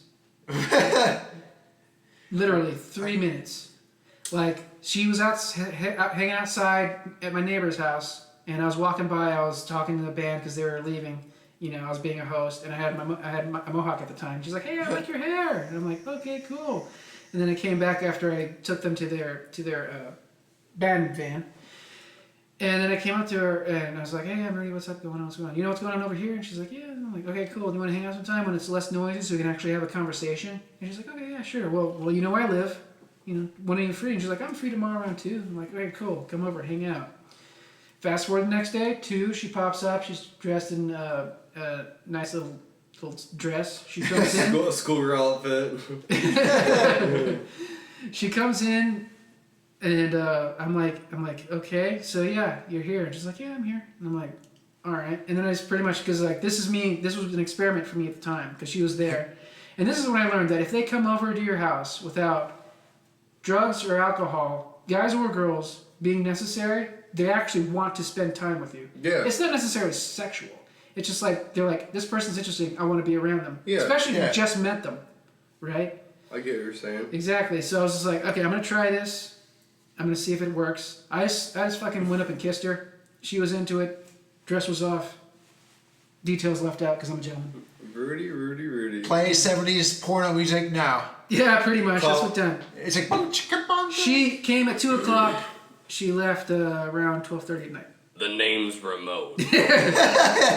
Rudy Ramone. Know that name? No, I'm pretty sure. It's funny. But yeah, that's a different story. I mean, we all have those kind of stories. Yeah, but here's the main story. Here's the main story that I was going into. It's just like again, one of the first night stands. We met. Kind of the same thing happened. Like house shows. He seems like a cool guy. I'll come over. Come hang out. I came over, and she had a high opinion of herself. Not to be mean, but she had a high opinion of herself, and I was just like, okay, whatever. I'm just, the more she talked, the less interested I was in her as a person. And so pretty much that's kind of when I shut down verbally, and I'm just like, all right, cool, yeah, yeah. And then so she's like, so you want to fool around? And I'm like, okay, why would you ask me that? And she's like, well, you didn't make a move yet, and that's kind of what I want to do. And I'm like, are you sure? She's like, yeah. I'm like, okay, we can do that. And then we went over to the bedroom, and we were kind of standing on the opposite sides of the bed and undressing. And she's like, why aren't you more excited? I'm like, what do you want me to do? You want me to fucking dance? I'm just as excited as anyone who's about to get laid the next 3 minutes is. It's just that I'm not showing it. And it was pretty funny. That was that. Shh. No, I feel like a douche telling those kind of stories. Hey, I'm not that kind of guy. I'm not like a fool. Let's fuck now. Well, I can be, but. But to you, I mean, that's kind of cool that fucking happened to you. Exactly, because you know me. Whenever I was super, super introverted. No, listen. For anyone listening, like 7 years ago, I could not talk to any kind of girl, attractive otherwise, because I felt like I was gonna die. He couldn't. I was there. Yeah, he was there. I failed miserably so often. I was like, I mean, I always get awkward around girls. Exactly. Yeah. And here's the thing. You most just said girls. He's just awkward thinking about it. It's adorable. But no, here's the thing. The primal. Dude, I'm the same way, man. That primal fear that you're found. Like, this is me learning shit through. Okay, I'm trying to hack the matrix on people, so I can be a person. So I cannot, I cannot freak anyone out. I cannot be weird with people. Blah blah blah. I can just interact as a human being finally, right? I can be fucking a mutant and live and peacefully coexist, which is what I always wanted. It's like with me, it's like if I'm around a girl, like I think maybe she's attractive, or even if she's not, or even if the girl is just like really cool, I'm like, why are you talking to me? I freeze up, dude. It's like, especially if the girl's like, I find her like the least bit attractive to her. I'm like, this girl's pretty cute, Yeah. I jumble up, dude. It's like, I'm like, do you know what that is? And then I also I'll say things that I probably wouldn't normally say around just normal groups of people. Yeah. And I don't know why I do it. I get nervous and I'm like, okay, maybe this is funny. And it'd be like, the cow is large. Well, with me, whenever I see like a cute girl, like I'm always afraid they're gonna think I'm like a creeper or something. Yeah. That's how I was. That's just it's your own dude. opinion of I yourself always- that's keeping you down, really. I always feel like I don't know that whenever they start to learn more about me, they're gonna like this guy's a serial killer. I need to not hang around with Dude, him. I told you about that one chick who I invited over my apartment that I was kind of talking to for a little bit. Me and her went on She a got couple. weirded out because of the comics on your wall. Yeah, well, before that, me and her went on a couple dates. I took her out to eat one night, and we kind of just walked around Riverside, That's a cool. Riverwalk, and then we went on a second date, and we went out and watched a movie together. What movie did you guys see? God, this was a few years ago. I don't remember. Because sometimes that can throw you off if it's not necessarily. No, it wasn't about the movie. Okay, keep going. And then the third day, I had her come over, and I made her dinner. And You made her dinner? I made her It's the dinner. third I bought a really nice bottle of wine, and we both kind of sat. We had dinner. We kind of caught up with each other, and kind of Dude, Mikey, if I was a we chick, got real deep with each other. balls deep in my mouth. Oh God, damn it, Rudy. This is me being honest. No, dude, because you cooked dinner for her. You made all the right moves. But I mean, like, I didn't even try to kiss her or hug her or anything. There's What was wrong with her? the first 3 dates. You were a complete gentleman and you made her dinner. After she left, she came over like on I think it was the third date. Yeah. To my apartment, and I kind of showed her my apartment. And Yeah. This was when I was living with somebody How did you else. present your apartment? Were you like Dude, ashamed I of it, or- cleaned all freaking day. No, like the introduction before you went inside of like this is my house. How She's like, she called me. She's like, "Hey, I'm here. I'm downstairs." Like, "Okay, I'll walk you up." Okay, So I cool, went cool. downstairs and I gave her a hug, and just nothing like I pressured myself or whatever into it. We both kind of reached in, gave each other a hug. I walked her up to my apartment. I showed her my room. I had the dinner table set, and we both ate salads. That's where you and went I wrong. made this. dinner table first, then room. I made some amazing spaghetti, dude. I mean, you see the dinner table as soon as you walk in the apartment. Yeah. I mean, there's no skipping past that. What was the lighting like? I mean, I didn't like. Was it bright? No, I just did it normally. I didn't want to make it seem like it was you have all, to have mood lighting. because it was still Yes. like the third. That's why chicks But, love you know, lamps. it There's was every still- girl you know has 50,000 lamps. That's why. Keep going. It was still like the third date. I didn't Okay. want her to think that anything was implied or whatever. Yeah, I that's just the thing. was That's just- the third. I was date just is- like, yeah. I told her, I was like, I really want to cook for you. It's like, I can make some really awesome spaghetti, And Come on. How many girls would love to have these dates? I know, It's and like, then, I just like- want to cook for you. And then when she walked in my room, she was like, "Oh wow, you have a lot of comics." And then too, I had like a bunch of like. Yeah, but this was before. I had a big movie. I had 2 big movie posters on my wall, and like my entire wall was covered in comic books because I was like.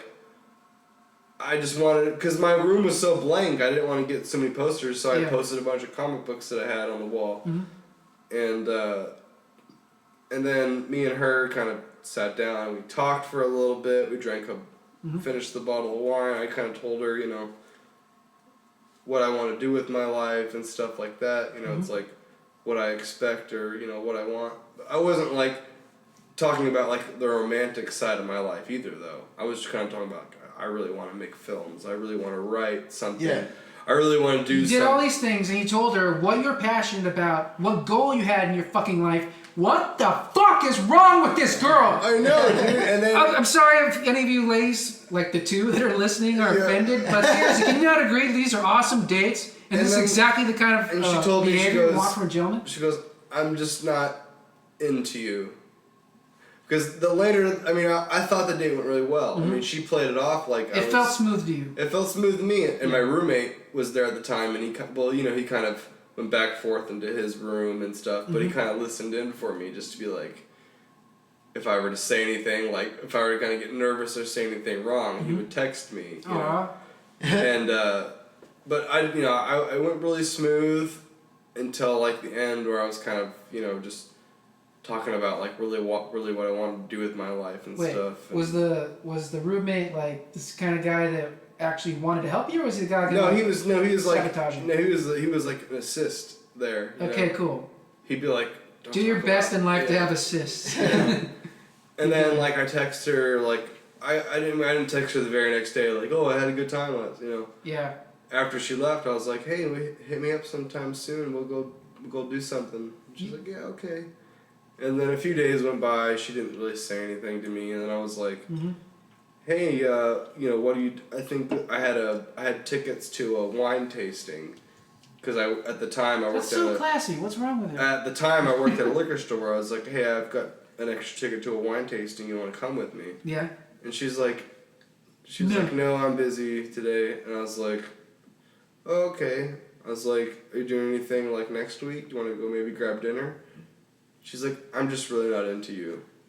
I was like, and like really just that. I mean, I'm happy that she was honest with me, because there's a lot of girls that will just kind of leave that idea hanging. They just like, never talk to you again. Yeah. I was glad she was like, I'm just not into you. I'm like, oh, okay. She's like, Sad face for Mikey. I was like, did I do anything wrong? She's like, no, you're just a little too off for me. I'm like, and that was the She's probably used to being that was the like very crap. last That's thing probably she what it ever was. said to me too. No, I noticed the second that, like, this is my personal experience speaking. The second that a girl who's used to being treated like crap is around a nice guy, that they're instantly weird, they're instantly creepy. They have no idea how to fucking interact with it. So to her, like after you kind of get put down like that, I'm like, she's probably thinking I'm some sort of like weirdo creep that collects comic books, and I'm like, but I wants to dress as a lobster while you do it. And like my roommate was there. He's like, dude, I thought you guys, everything sounded good. You were really polite. It felt smooth really to him friendly. too. He's like, yeah. He said it was like, dude, that went really well. He's like, just from kind of listening in or walking in on conversations. I mean, I set the table. I mean, I didn't like set it and like light candles or anything. I just kind of set a bread basket out there and 2 wine glasses, and that was really just it. It's like, and the bottle of wine. And then she was, for some reason, I guess that weirded her out. It's like I just excluded. I just really it just frustrates me, because it was like I really kind of just was the most polite I could have been. Here's something fun that I learned. Don't worry about it. Stop dwelling on Mikey. No, What the hell that is she doing was with her a life? few Where is years she? ago. No That care. was just that's the last date I've ever been on. So Really? yeah. I'm sorry. Moving on. I'm single, so Yeah. I'm just kidding. I've actually never been on a date. Really? I never had a girlfriend either. On purpose? No. It's mostly just like what he said. Whenever I see a girl and I think it's attractive, I start like we talk, and then I get like nervous, and then like I'll talk to her, and then like when she leaves, I'm like, oh gosh, she's gonna think I'm a creep or something, or something. And she's not gonna want to talk with me again or anything. Okay. I don't know. I just get really nervous. Getting into that, like, from what I'm hearing right now, I just feel obligated to help you guys out and like get you guys at least a little kiss on the cheek, like right now. Well, don't kiss. Not from me. Don't look like that. Yeah, I'd like a kiss on my dick at least. You're like a 12-year-old. Anyways, no. Okay, here's the thing. That fear, that primal fear of rejection you're feeling, is just left over from not getting into people's belief systems, but from the caveman days, back whenever it was just a small group of little cavemen, and they had the alpha male, alpha female, and so on and so forth. You're just feeling the leftover feeling of the terrifying fear of having your balls ripped right open and spread out, because that's what happened back in that day. If the alpha male caught you and he didn't go well, because the worst that can happen from an alpha female is that she's just not into you, and then she goes up. But now, because of socialization, they can be like, yeah, this guy's weird over here, blah blah blah blah blah, make up stories, play telephone of the night, and everything just gets grabbed worse and worse and worse. When it was like pretty much like everything Mikey described, everything was nice and smooth and classy. She just wasn't into it. It became Mikey threw a bottle at my head, or whatever. Because I got that from a friend. Well, I didn't hit her at all. But Whatever. Just like I said, playing telephone gets to the worst possible scenario. I mean, that's the fear that you're feeling, and it's the worst thing that can happen now. Is saying no. I guess because like I always kind of just grew walk up. off. Like I wasn't ever like the most popular kid in school or whatever. Yeah, so neither was I. A lot of my experience from like women and stuff, or even just people in general, has been rejection. So I think that's maybe kind of played. Like I overthink things a lot too. Like in any situation. Just being neurotic is just. But especially with like women, or like if I'm talking to a girl and she kind of just like out of the blue stops talking to me, I overthink the whole thing. Yeah. I mean, I've talked to a few girls since then, but it's like I've just been beat down so much growing up that like I don't have as much confidence into kind of like pursuing anybody. Here's something I learned a long time ago. The second that I realized this, I was able to move happily about my life, as in regards to the opposite sex and just dating and so on and so forth in general. I like to call it the basic math. Okay? Now, how many people are currently on the planet? About 7 billion, right? Yeah. All right. Now, in that 7 billion, let's just round it out to a nice number of, within that 7 billion are 1 million like ultra attractive, like supermodel type women or men, whatever. Attractive people. 1 million attractive people, okay? Right. Now you pare that down. Attractive people that would sleep with you in that number, about 1,000. Attractive people that within that number that would sleep with you without even thinking about it. They're just into you for whatever reason they're into you. About 6. Yeah. like 100 out of those people, right? Okay, now let's look at it from the perspective of an attractive female. Let's just round it and make her a nice image. Or guy, for the ladies listening, right? Now, an attractive person, this imaginary attractive person, we're going to say on average, goes out into the world 5 days a week, right? Doesn't matter what. It could be work, it could be school, whatever. 5 days a week. So they're approached, let's say on average, by 5 different people, trying to get attention, trying to say something like, "What's up, girl? How you doing, dude? Blah, blah, blah. You look good," right? Now, let's extrapolate that. Five people a day, 5 days a week. That's 25 people trying to do something about it, right? Now, extrapolate that a month, a year.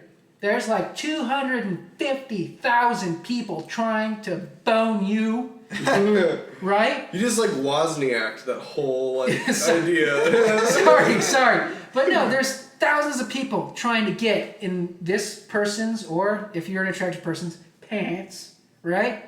What can you possibly do to be different? That's what you should do. I mean, it's not that's... Calm down, Rudy. We all have drinks here, and Rudy always reaches over because it's and so grabs close to mine. mine. It's directly in front of me. Shut up. Just get back to your point. Fuck. What was I gonna say? Mikey lost his point again. I lost my point again. I was going to say, with me, it's like... It's not... Oh, yeah, well, sorry. I didn't mean to cut you off. But it's like, I don't really go out and try to pursue that. I mean, like... No, it's all about it coming to you. It's... Like, I'm at the age now, too, it's like, if I meet a girl or somebody, like, I find some sort of connection with, to where it's like, I can talk to you and I feel like I'm comfortable being myself around you. It's like, let's be friends, It's There's like... a good... And I have plenty of girls that are really close friends of mine who I talk to at least every single day. Yeah. There's a Henry Rollins poem that I quote quite often, or I paraphrase, I should say. I don't necessarily use the exact verbiage. It's called The Moon, and it's in. I read it in the book written by Henry Rollins. I know what you're talking about. The solipsist, yeah. I'm gonna paraphrase. I'm probably butchering the hell out of it, but essentially it's like, be like the moon. The moon doesn't try to impress people. The moon doesn't push things out of its way to be beautiful, right? The moon doesn't try to glom off someone else's name. The moon doesn't try anything. Just be like the moon. Just be who you are. Just be beautiful. Right? Yeah. Exactly. That's what I want for anybody. Just be who the fuck you are. Yeah, we've already said that before in one of our episodes. When people catch you in your perfect Zen Satori state of being creative or working your job, being a teacher, whatever it is that you do well, when they see it and they see, the glow that comes off you when you're in that moment, that makes you attractive. That makes you the sexiest person on the planet. Like that one chick who saw you flick that cigarette. In that moment, she saw something great in you. Because you were just being you. Well, she was also quite a bit older than me, and I think that kind of... I know you're talking about now. Maybe kind of gave her the whole cool guy, cool 80s guy, Well, that's the bad boy. I don't know why that... Okay, we broke off on a... Huge tangent. Okay, let's get back on topic. We can talk about promised that to talk a whole about. other episode, Yeah. I mean... We do that around Valentine's Day. Yeah, We're going to have a Valentine's romance episode. To keep you guys from slitting your wrists. Sorry. That went dark fast. Sorry, guys.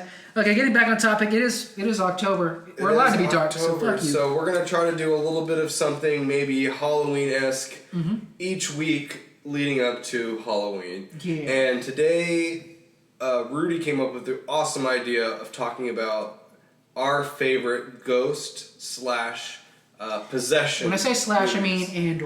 and or possession movies. our favorite, the ones that we consider the best in our opinion, so on and so And forth. for me, like, there wasn't. I never really grew up like maybe over the past 5 or 6 years I really got into like horror movies. Yeah. You know what I mean?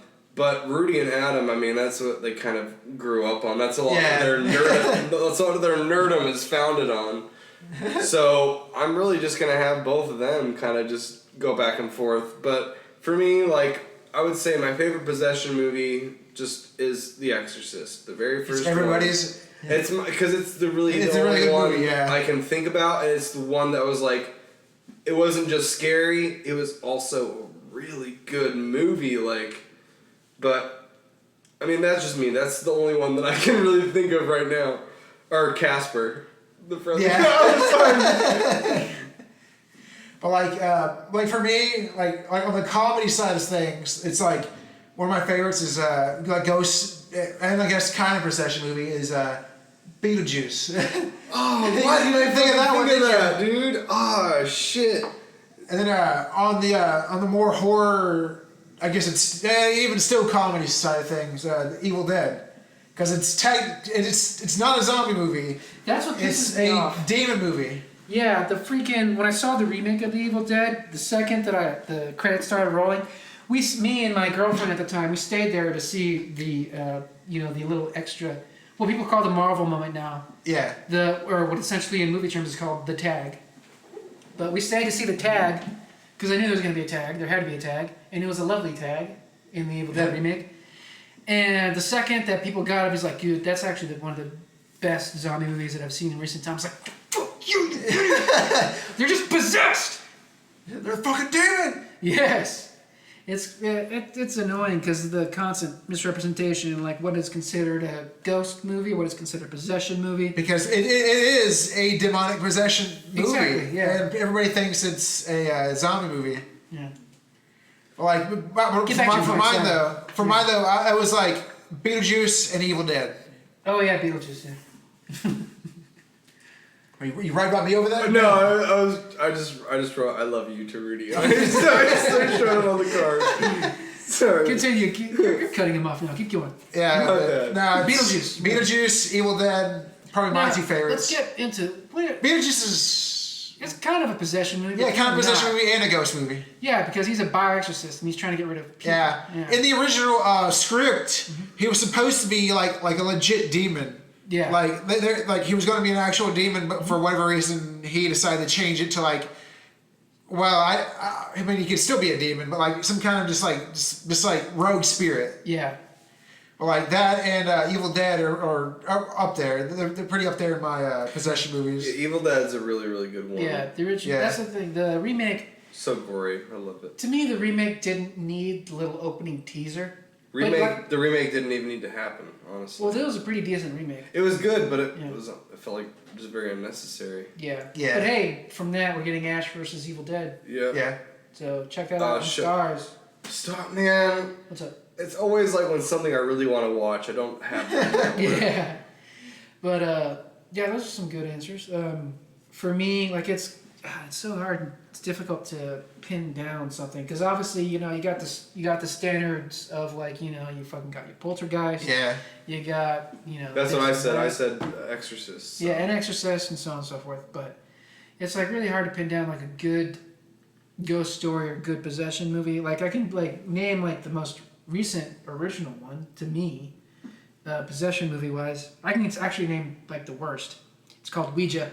It's kind of a ghost / possession movie. 'Cause Yeah. there's a ghost in it, but it's the story's so fucking terrible, and it's teenagers, and it's just Fucking around with a Ouija board. it's like the battleship of horror movies with the Ouija board. It's so bad, but man, but no, the cool thing about supernatural films or whatever, or any film in general, is that again creating your own world. If if the audience is into it and it's all well constructed, it's well acted and everything, the audience is gonna buy into whatever, right? It's just like they're not even gonna fucking question it. Like in An American Werewolf in London, which is a really, really great. Probably That's a really good movie. Yeah, we'll get into that when we get to werewolf movies.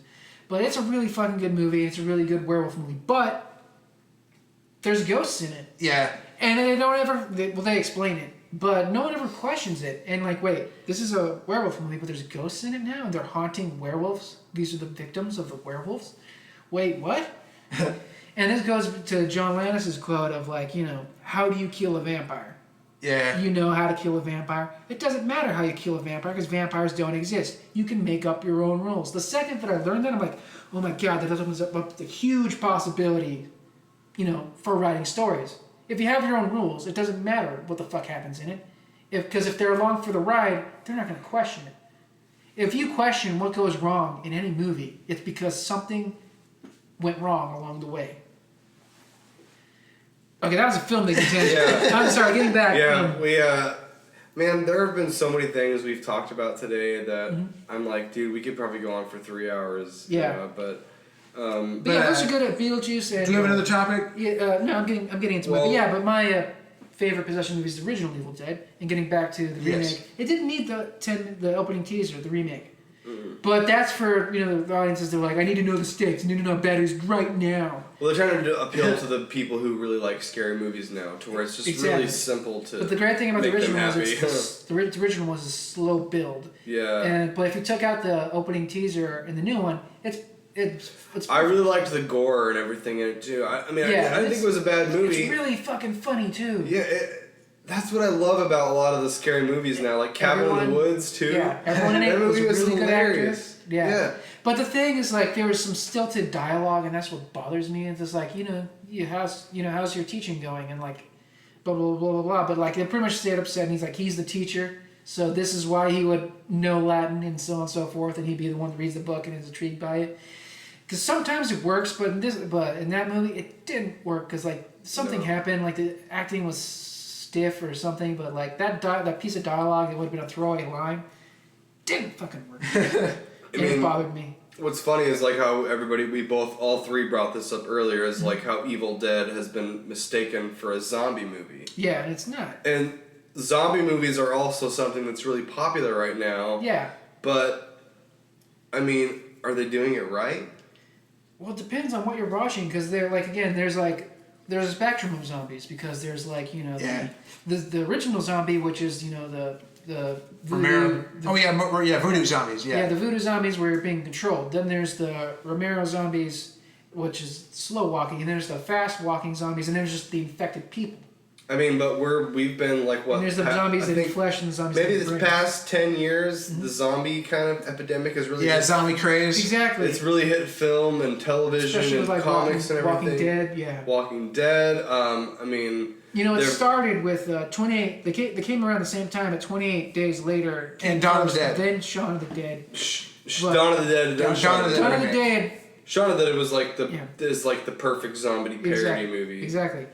And those are slow zombies. But the remake of Dawn of the Dead, which is a good remake, great script. I mean, I've read the script. It's great. It's written by James Gunn, the guy who gave us The Toxic Avenger and gave us Guardians of the Galaxy. Awesome. And Scooby-Doo. He redid the Scooby-Doo movies. And Slither. Awesome. Super. Super. Yeah. Great movies. James Gunn is... never mind. Let's go on and say he's got good shit. James Gunn, we could do a whole episode about him. But yeah, that popularized the fast zombie, and the reason that happens is because Zack Snyder's like, he's just like, I want to differentiate my zombies, which any movie dude would want to do. Yeah. That's why when, we'll get this into when we do like a favorite zombie movie or something, but Return of the Living Dead, which was whenever George Romero and John Russo, because they co-created Night of the Living Dead. And then they split. Then they split, and Romero said you can keep, you know, of the Living Dead, not just have of the Dead, and then we'll have our own things.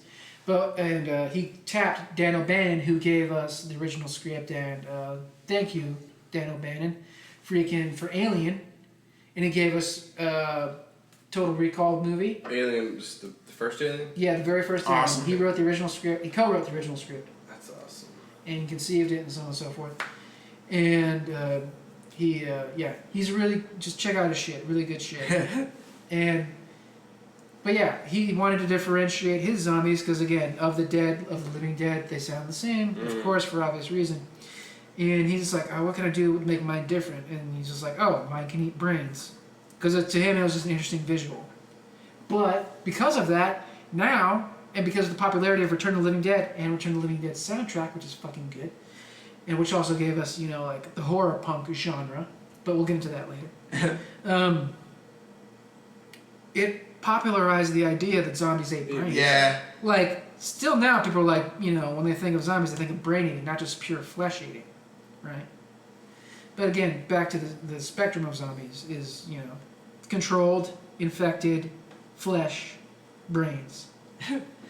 Well, like, for me, though, I think a lot of zombie movies nowadays, they're making a joke out of zombies. Yeah. I mean, some of them do it really well, like Zombieland. Return of the Living Dead and Zombieland are good, but like some of them are just like people aren't afraid of them anymore. Yeah, it's just kind of. Well, the main reason Return of the Living Dead, they were still terrifying, but they were doing funny stuff along the way. But like some of the movies though, and some of the shows, like that stupid. I don't know if that's still on.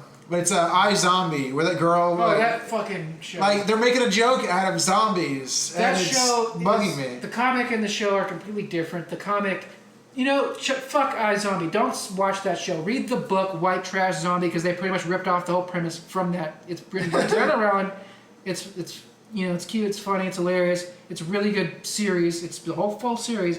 But now that movie can't be made because of the fucking concept of it. We're now at the point now, after the whole zombie craze, it's kind of, I feel like it's kind of coming to an end, but it also could be starting back up again because there's a few zombie-style movies that are coming out. Exactly. Here's the thing. But none of them really have done justice. I mean, I think the zombie movie I like the most, I think it was just because it was funny and it had Woody Harrelson in it, was Zombieland. Yeah. I really like Zombieland.